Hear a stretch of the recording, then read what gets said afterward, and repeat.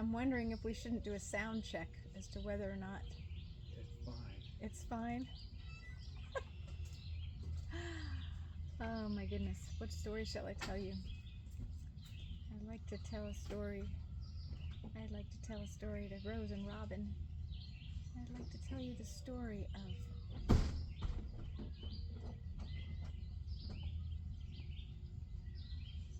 I think today I'll tell you the story of the Firebird. I'll tell you the story of the Firebird the way it was taught to me. It was taught to me through teachers and books. And I'll tell you the story of the Firebird the way that it comes to me this fine day at the lake. Once upon a time, once through a time, once before a time and within a time, once upon a time, there was a great hunter riding through a green forest like you see in Dartmoor, a green forest where all the rocks are covered with pillows of green moss, and the stream gushes through the forest, sparkling like diamonds when the sun hits the waves. And on this day, the great hunter rode through the forest, marveling at the birds flying high in the canopy, marveling at the turtle and the voice of the turtle being heard on the land. The horse stopped, the hunter stopped, all was well, and the hunter felt one with his horse. And this was not just a horse like we know now. This was a horse of power. And they say that there are only 12 horses of power left now, and they lay asleep, buried under the earth, and keep the soul of the earth whole with their heartbeat. But in this time, in this story, this hunter, this great hunter, rode on a horse of power. They stood together in the majestic woods, and just as they decided to start moving again along their journey, Hunter felt a heat on the back of his neck, and he could tell the horse felt it too, because they both winced down. What is that heat? What is that light? Then they heard the sound, loud and hot, and it passed over, and it seemed in that minute that the turtles pulled back into their shells, and the leaves almost seemed to curl as the heat rode over, and then the coolness of the air when it was gone. The horse looked back at the hunter. The hunter looked at the horse, and both saw down below on the path a feather, an orange feather, an orange-yellow feather, a feather like a flame. And the hunter jumped down and thought to pick it up and said, surely, if someone like me takes this to the king, surely I shall be rewarded. And the hunter just started to reach for it, and his horse said, wait, before you pick up that feather, measure your destiny. Know that if you pick up that feather, you will know the greatest joy and the greatest love that you've ever known, and you will also know the greatest fear and some of the greatest sorrow you have ever known. Weigh this before you pick up that feather, for that feather will be your destiny. The hunter weighed this in his mind, weighed this in his heart. The feather was at once a flame and at once a feather. He took his cape down from the horse, wrapped it around his hand, scooped this flaming feather up, wrapped it, tucked it in his belt, climbed up on the horse of power, turned around, and away they went. Back through the green woods, through the cool, up to the top of the cliff, where down below was the castle, down across the sunny meadow, down across the drawbridge. The hunter jumped down, let his horse drink the cool water in the trough there, moved into the castle's cool, dark, mossy-covered hallways, down to the throne room, where he could hear the people talking inside, talking, and he kicked open the door, and everyone stopped. They parted the way. They could feel his energy. He walked with the feather down to the throne of the king. The king stood and looked up and said, "Well, well, hunter, why do you disturb us here?"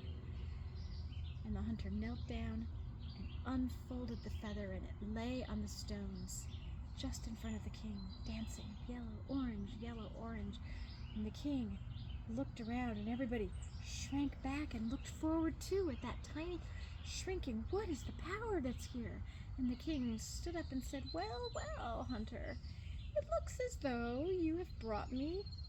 Could this be a small feather from the great Firebird of which we'd all heard tell?" And he clapped his hands, and they came out with iron tongs, and they picked up the feather, and they came out with an iron box, and the feather was put into the iron box, and the lid went on. And the king said, "Take it to the tower." And he said to the hunter, "Very well done, hunter. For your efforts, you shall have a small cottage on a lake in the north of the kingdom. My people will show you where it is, and thank you for thinking of us, and trouble us no more. Now go." And the hunter bowed and turned. Everyone made way for him, and he walked towards the door of the throne room. And just as he got to the door of the throne room, the king said, "Oh, hunter, now that I think of it, come back. It occurs to me that surely, if you are capable, if you are such a great hunter, that you can bring me such a tiny feather from the great and powerful Firebird, of which we have all heard tell. Well, I don't really see why you couldn't bring us the entire bird. Now, don't you think that would be a bit more fitting for a king? And so, therefore, hunter, I command you, you have 3 days to bring me the Firebird. Yes, indeed. And if you do, your reward will be triple-fold. See my people, tell them what you need, and 3 days. And hunter, if you choose not to do this, your head will be severed from your body. There'll be no more discussion. Now go, you tire me." And the hunter bowed and turned and walked from the throne room and down the mossy, stone-scented hallway and out into the bright sun, where he met his horse, and they walked across the drawbridge and the green meadow and up into the cool, shady woods. And his horse said to him, "What seems to be the trouble?" And the hunter placed his head in the mane of this great horse and put his arms around his ever-strong neck, and he said, "You told me if I picked up that feather, I would know sorrow, and I would know fear. And I know this now. The king says I must bring him the entire Firebird in 3 days. I don't know how to find the Firebird, and if I found the Firebird, I would not know how to catch the Firebird and bring a bird made of flames back to the king. And if I do not succeed in this, he says my head will be severed from my body. Oh, horse." And he breathed in the scent of his beautiful horse, and he could hear the breath of his horse of power, and his horse said, "Now is not the trouble. This is not the trouble. The trouble lies ahead. Would you like help?" And the hunter said, the powerful hunter who never needs any help said, "I would like help." And the horse said, "This is what you need to do. Go to the king's jewelers. Bring a small bag. Bring a bag about the size of one of my hoofs, and tell them to place in that bag the gold shavings and the silver shavings of their jewelry, and fill the bag so that when we spread it, it will shine in the sun, and tie the bag tightly, and bring it here and tie it to my saddle. And go to the bakery and bring as much corn ground yellow and bright as you can carry on your shoulders, and tie it to either side of my saddlebags. And when you are ready, you will climb upon my back, and we will ride as if in a dream, and I will take you to where the Firebird eats. Do you accept? Yes. I will rest. Go on your way. So he went to the jeweler's and he got the gold and silver shavings, and he brought them up and tied them on the horn of the saddle, and he went down to the bakery and asked for corn, and he brought 2 huge sacks of corn and tied it on the great hips of the horse of power, and then he climbed onto the horse of power and said, "Let's go." And together they went, and they rode as if in a dream. And the sun set and the moon rose, and the sun set and the moon rose. And in the early morning of the last day, they rode and found themselves on the same path where they had met the Firebird. And the horse began to slow. And the hunter looked around as if in a dream, now waking. And the horse said, "Do you see that clearing in the wood there, filled with sun? Go over into the clearing and spread the corn so thick that the grass does not shine through.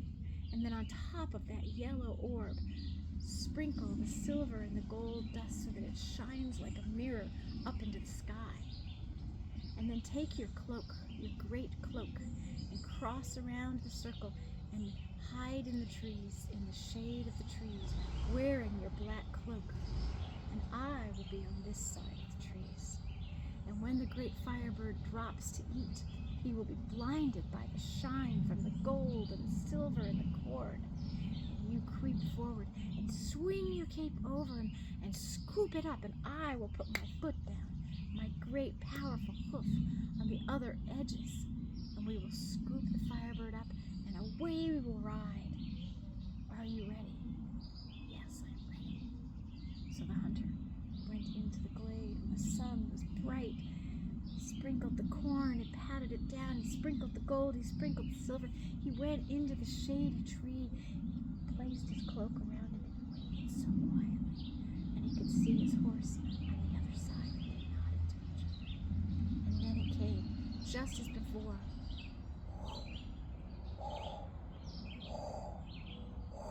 The fiery bird landed in the glade and began to eat. And the hunter looked at the horse of power, and the horse of power looked at the great hunter. 1, 2, 3, they nodded. Out stepped the hunter, threw his cloak over the Firebird, darkening that bright light, scooped it forward. The horse placed down a hoof and a hoof. The hunter pulled it under, and with a string taut it, brought it tight, put it on his shoulder. This heated bag of bird of power climbed on the horse of power, and away they went. Through the green forest, up to the cliff above the castle, down through the green meadow, to the cool trough for the wonderful horse that rode for 2 days. He drank, and you could see the water in the trough go almost down to nothing, and he nodded at the hunter, and the hunter went in to the cave of mossy rock, into the castle, down to the throne room, kicked open the door. Everyone moved back. They became quiet. He came down in front of the king, dropped his cape, opened it out. There was the great and powerful Firebird, once flame, once feather, once it flame, once feather. People moved back to the walls of the room, shielding their faces from the heat. And the king said, "Well, hunter, looks like you did as I asked." And he clapped his hands, and they came out with an iron cage, and they came out with bigger tongues, and they clasped the Firebird and put it in the cage, and as soon as they did, it turned to ash. And they picked the cage up, and they took it away. And there stood the hunter, almost broken-hearted to see such a beautiful bird reduced to ash in the hands of the king. And the king said, "Well, hunter, it looks as though you did as I asked. Good job. I think I had decided for this, yes, the same place where there was that small cottage in the North Kingdom. You shall have the castle there, for we are much appreciative that you brought us the Firebird. And Good job, Hunter, good job. You may go. And the hunter bowed deeply and picked up his cape, still warm from the Firebird, and began to leave the throne room. And just as he got to the door of the throne room, the king said, "Oh, Hunter, wait, come back. And the hunter turned around and walked back, and, "Yes, my king, what would you have?" And he said, "It occurs to me, I would like to marry.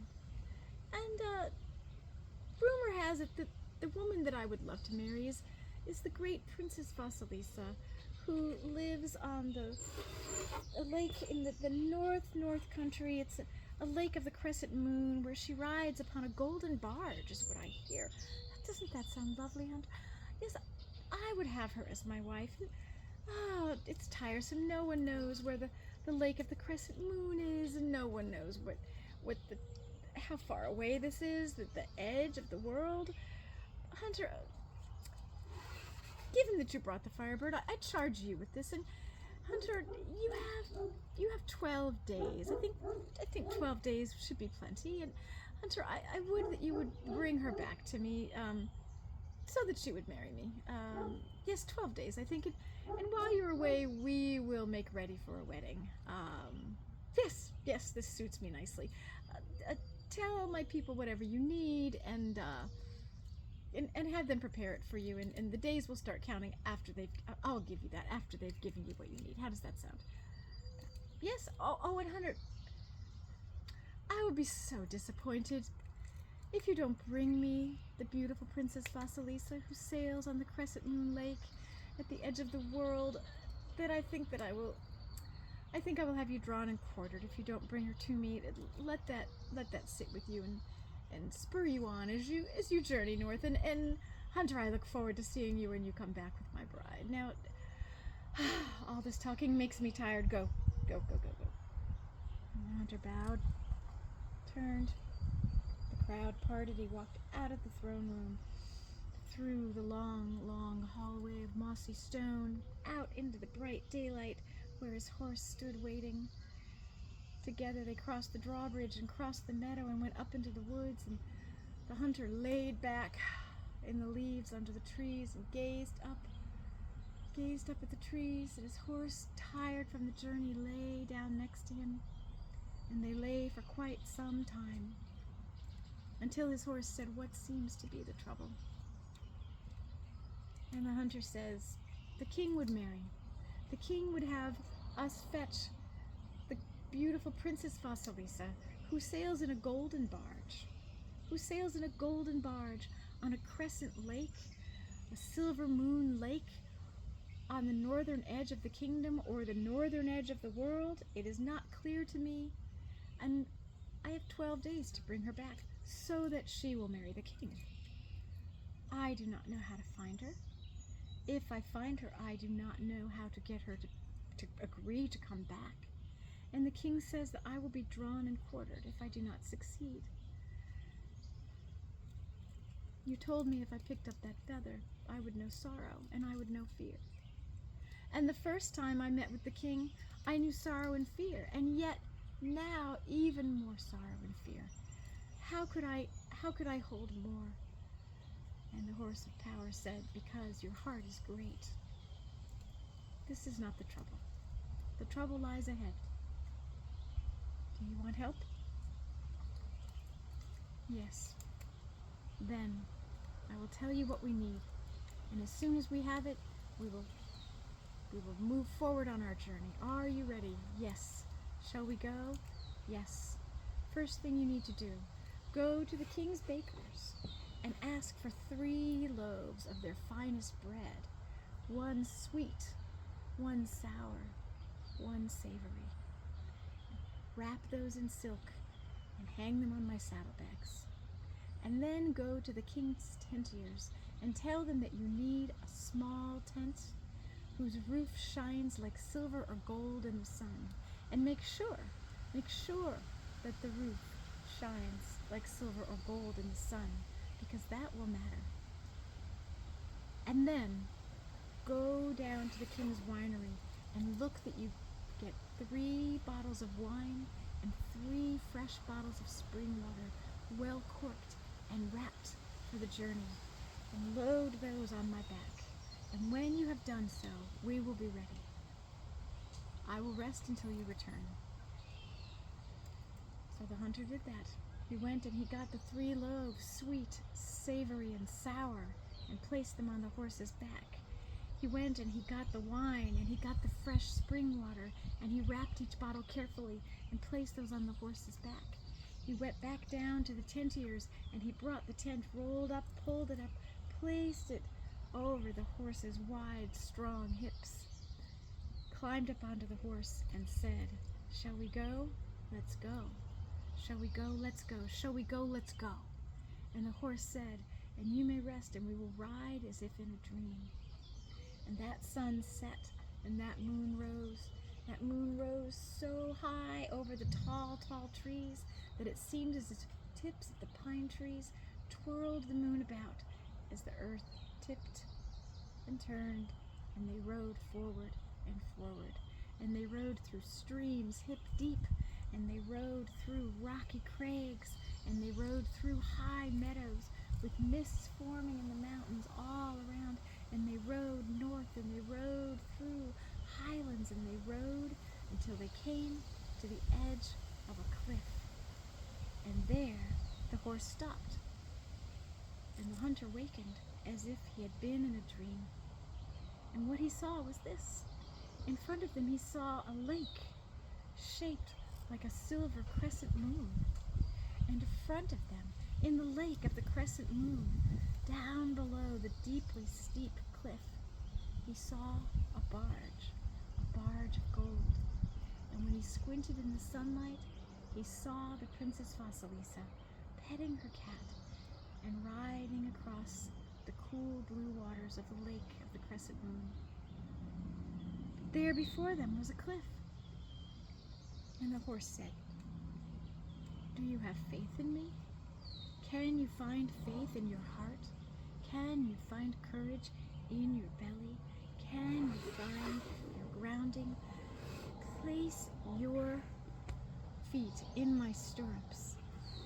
Place them deep and strong, and lean back against my hips, and trust that with my hooves we shall go down the cliff." And indeed they did, and the horse started downwards, down, down, down, his plate-sized hooves turning over boulders and trees as down they went, and the hunter holding on, trusting, pressing, rounding, holding, down they went, tumble, tumble, tumble, tumble, and they landed firm on the sands of the beach of the lake of the crescent moon.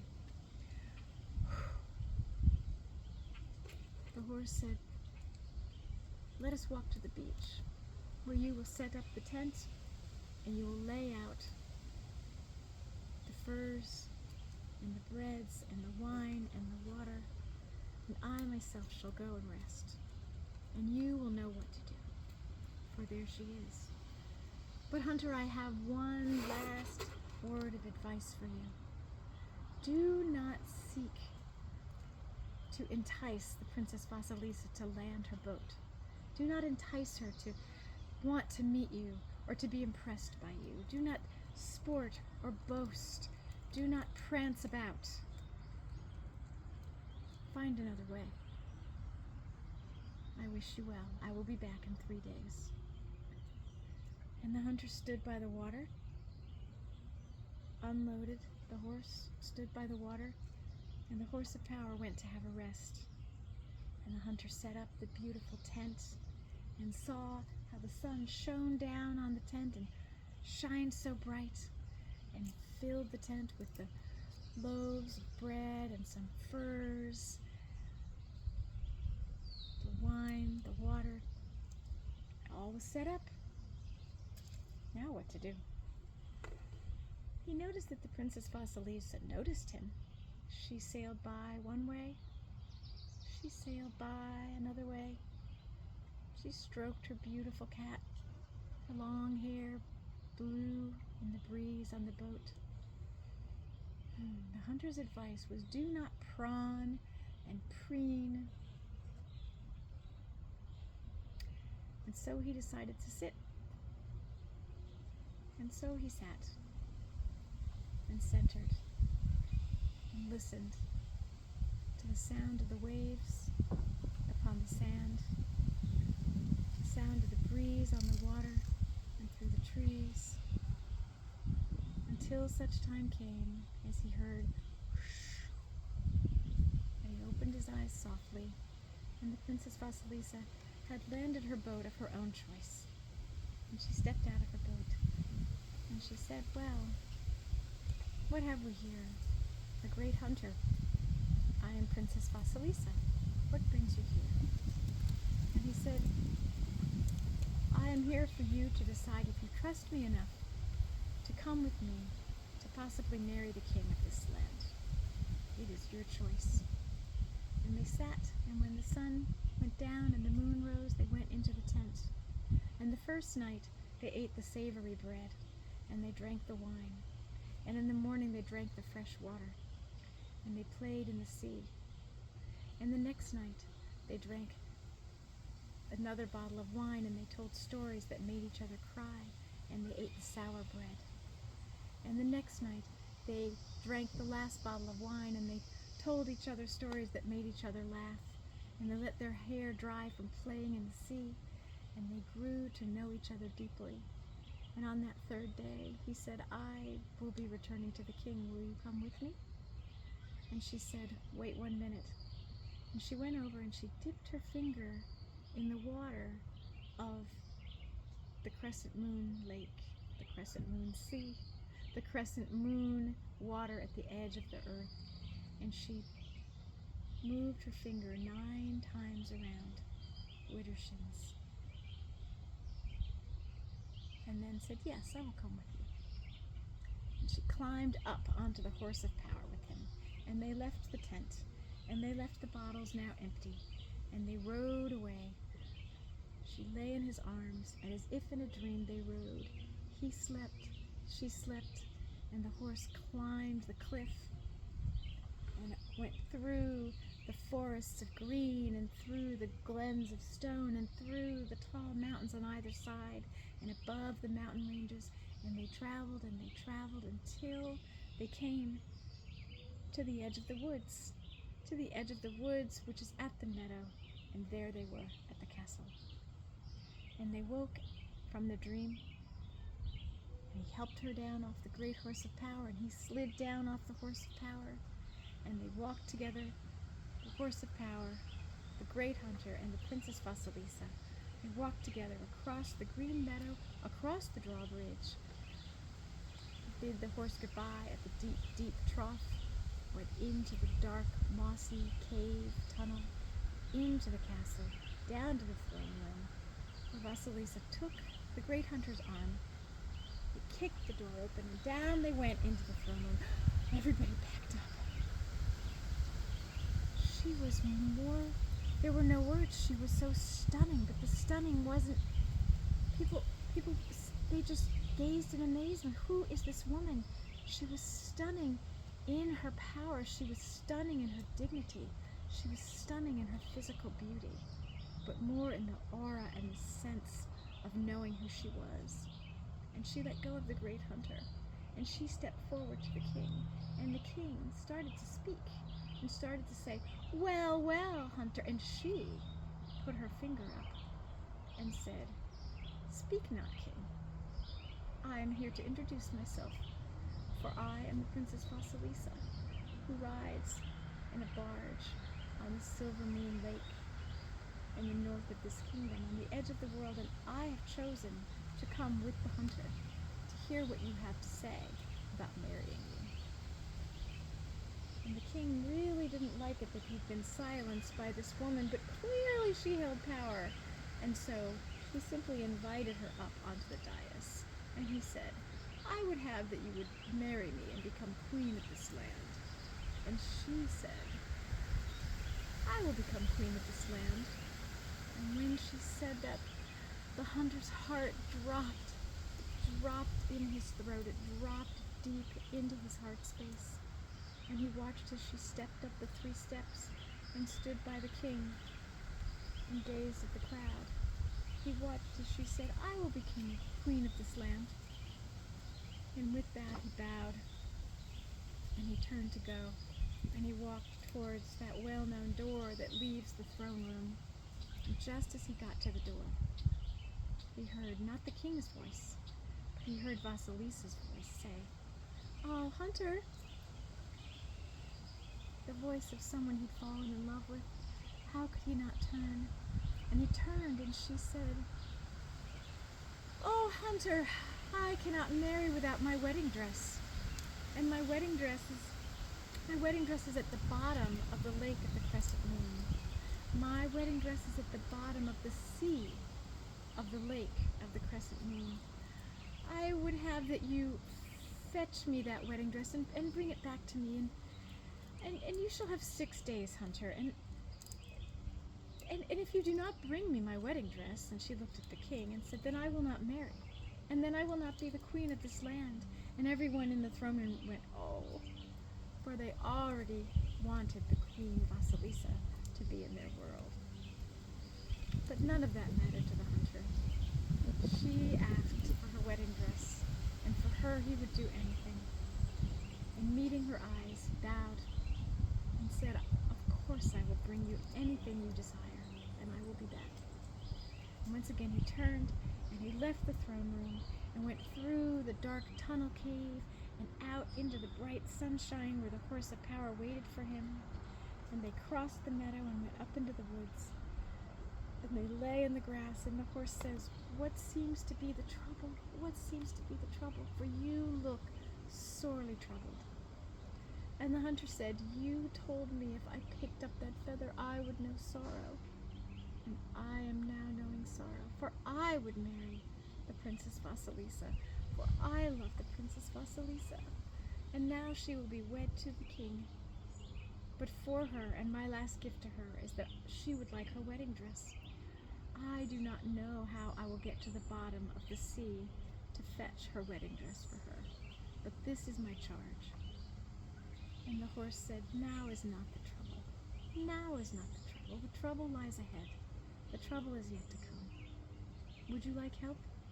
For I do believe you'll know what to do without my help. Get upon my back, and we shall ride. And we shall ride 3 days there. We shall ride as if in a dream of wind. And we shall ride back. Are you ready? Shall we go? Let's go. Shall we go? Yes, let's go. Shall we go? Let's go." And he climbed up on the horse of power, and he held on, and they went. And the sun set, and the moon rose, and the sun set, and the moon rose, and the sun set, and the moon rose. And there he became awake again at the edge of this cliff, so well known that he just knew how to find his own power, and pressed into the stirrups, and leaned back as the horse went down, down, down, down, down, down the steep cliff. And there they were, standing again by the tent that he knew probably still smelled of her hair. He could hear the stories that they told and remember the taste of the wine. And the horse said, "I am weary. I will go rest. You will know what to do." And the hunter stood by the lake, stood by the sea, stood there at the top of the world, and thought to himself, "I am the great hunter. I can hunt anything. I can hunt anything, and yet I do not know the powers. I do not know what to do to bring the love of my life, that which she desires." And he looked at the water, and he looked at the moon starting to rise, and he said, "I surrender. I surrender." And he could feel the horizon enter his chest, and he could feel the breezes move through him as though he was one with the wind, and he could hear the lapping of the waves. And then he started to hear something. He started to hear click, a clicking, a tapping, a clicking, a tapping, click, click, and he opened his eyes. And there in front of him, all the creatures of the sea that had shells were lining up for him. The starfish blue crabs, red lobsters, all the shelled, they were all lining up, and they were before him, making a long path with 9 steps, no, 13 steps that went down into the water. But he didn't swim. He didn't know how. And then, whoosh, whoosh, whoosh, all the silverfish banded together in schools and pools and swam so fast, their tails shimmering. It created a tower for him, a tunnel tower to go down. And he crept down, step, step, step. Each step that he took, the shellfish moving and holding firm, the turtles holding firm, and down at the bottom, the last 3 steps, the largest sea turtles he'd ever seen lifted their heads and nodded to him, and there at the bottom was a small box, and the fish spun around as if to keep him dry, and he picked up the box and wrapped it in his cloak and tucked it in his belt and turned around and thanked the fish, and with each step that he took up, the fish dropped back into the water, and with each step that he took, the lower stairs faded away until he stepped on the last shells and onto the sand. And he turned around, and the water had just gone back to silver, and the wind had settled, and the fish were back in the sea. And he unwrapped and set the box down in the sand, and he opened it up, and he lifted out a wedding dress made completely of spider webs and the wings of beautiful white moths. It was the most beautiful dress. He could just see what she would look like in this dress, and he smiled, and he gently placed it back down in the box and sealed it. And just as the horse had said, 3 days there, 3 days back, and the horse of power, now strengthened by the success of the hunter having done this on his own, strengthened by their journey together, strengthened by his rest, said, "Shall we ride? Shall we go? Let's go. Shall we go? Let's go. Shall we go? Let's go." He climbed up onto the horse of power, who made it up the cliff and through all the glens and the woods and the stones and the rocks, and through until they arrived at the edge of the woods, and they crossed the meadow, and they crossed the drawbridge, and the horse waited by the cooling trough, and the hunter went through the tunnel and into the throne room, and everyone looked up, including Vasilisa, who stood, and she held her hands out as if she'd always known that he would bring it. And he knelt down and he placed the box in front of her, but this time could not bear to look into her eyes, because she would not be marrying him. She would be marrying the king. But this was his gift to her. This was his gift to her. She picked it up and she said, "Thank you, hunter." And then she said, "Take this from me, my ladies in waiting. Take this from me and place it in my bedroom. For I will be married tomorrow in my wedding dress, and I shall be queen of this land." And then she said, "Oh, one more thing. King, let he that has brought me my wedding dress, so that I may be queen of this land, let him be boiled in milk. Let him be boiled tonight, for I would wed tomorrow, and the kingdom is ready for a wedding, and the stage is ready for a wedding. All we need is a cauldron big enough to hold him, boil the milk, throw him in, and we will be wed." And the hunter stood, speechless, filled with love, not even caring if he would be boiled in milk. Why would he care? Why would he care? The love of his life was going to marry the king. And just as he turned, he heard her put one finger in the air and said, "Wait." And she moved her finger around 9 times and then said, You may go. Thank you, hunter." And he left the throne room, and he went through the cave and the tunnel and out into the sunlight, and he said to his horse,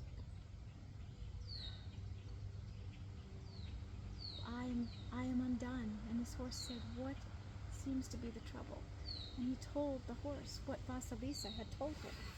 And he said, when they come for you, do not struggle. Do not struggle. And I will come and we will talk this over. Now is not the trouble. The trouble lies ahead. And they grabbed the hunter and they dragged him and kicked open a door where there were hundreds of steps that went up to a high, high tower. And they pulled the hunter into that tower room and threw him in and closed the door. And the hunter, through this tiny window, could see down into the courtyard of the castle, where already they were dragging a giant metal cauldron out, and already they were bringing firewood and tucking it under the cauldron, and already they were bringing sticks and papers and stuffing it under the cauldron. And the maidens came carrying buckets and buckets of milk, climbing up steps, on the wedding platform no less, and pouring the milk in. And one maiden even poured in honey. He could smell the milk as they started the fire. As dusk came, he could smell the milk start to heat. As morning came, he looked down and the milk was bubbling. And they said, you have one last request before you are boiled alive in that milk, hunter. And he said, my request is to talk to my horse. So they went and they found the horse of power, and they pushed the horse of power in to the spiraling stairs, and the horse of power had to turn his body around and around to make it up to the hunter. And the men had to push the horse's big hips into this tiny room, and together he and the horse looked down. They looked at the boiling milk. They smelled the smoke. They looked at the wedding platform. They looked at each other. And his horse said, now is not the trouble. The trouble lies ahead. But this is indeed trouble. Would you like my help? And the hunter said, I am undone. And the horse said, when they come to pull you down, to throw you into the hot milk, do not resist as other men would do. Do not kick and punch and try to release yourself from this. Rather, release yourself, run up onto the wedding platform and jump into that boiling milk. The horse had always given the hunter the best advice, and he had always trusted his horse.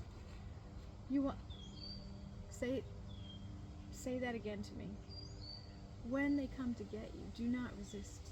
Run towards the milk. Run up the steps. Jump into the boiling milk. Are you ready? And indeed, that's when they opened the door and they started to pull on the hunter, and he let them take him from the room and help him get down the steps struggling. And as soon as that door was open and you could smell the boiling milk with the honey, and the steam rose, and there on the platform, the wedding platform, there stood Vasilisa in her dress made of moth wings and spider webs, and there stood the king, and there were the stairs, just as the horse had said. And the hunter shrugged them off and ran, and they ran after him, thinking that he was running away, but he ran to his destiny, and he ran up the steps, and he screamed and jumped in the boiling milk and went under. Oh, and the boiling bubbles covered him, and he jumped up screaming, and he was bright red, and the crowd stood in amazement. And he went under again, and he came up screaming, and he was covered with blisters, and his hair was burning, and he went under again. And the third time he jumped up, and he jumped all the way out of the cauldron of boiling milk, more shining, more strong, more brave, more alive than he had ever been.